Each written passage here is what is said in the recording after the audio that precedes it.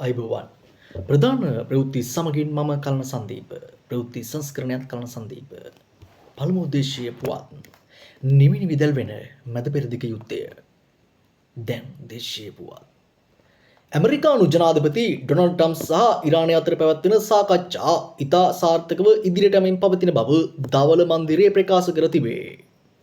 මාධ්‍ය ආයතන වෙන ඊමේල් පණිවිඩයකින් නිකුත් කරමින් දවල මන්දිරයේ සහකාර මාධ්‍ය ලේකම් ඔලිවියා වේල් සඳහන් කර ඇත්තේ ජනාධිපති ට්‍රම්ප් සිය සීමාවන් පැහැදිලිව පෙන්වා දී ඇති බවයි. ඇමරිකානු ජනතාව වෙනුවෙන් උපරිම සාධාරණ ගිවිසුමකට පමණක් ජනාධිපතිවරයා එළඹෙනු ඇති අතර ඉරානයට කිසිසේත්ම න්‍යෂ්ටි කවියක් නිෂ්පාදනය කිරීමට ඉඩ නොතැබීම එහි ප්‍රධානතම කොන්දේසිය බව ඇය අවධාරණය කර ඇත.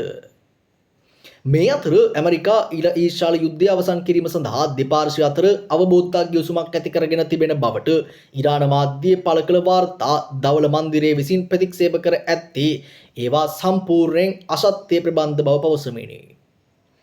දවල මන්දිරයේ පැවති කැබිනට් මණ්ඩල රැස්වීමට පෙර මාධ්‍යවේදීන් ඇමතු ජනාධිපති ඩොනල්ඩ් ට්‍රම්ප් කියා සිටියේ ඉරාන නායකින් ගිවිසුමකට එළඹීමට දැඩි කැමැත්තකින් පසුවන බව තමන් විශ්වාස කරන නමුත් පවතින තත්ත්වය පිළිබඳ තමන් තවම සෑහීමකට පත් නොවන බවයි.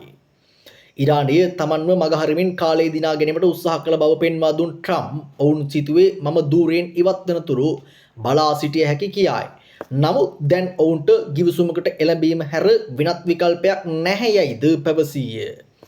මෙම ප්‍රවෘත්ති නැවතත් 6:55ට කියන්න බලාපොරොත්තු වෙන අදටම සමුගන්නවා. මම කලන සන්දීප. ජය වේවා.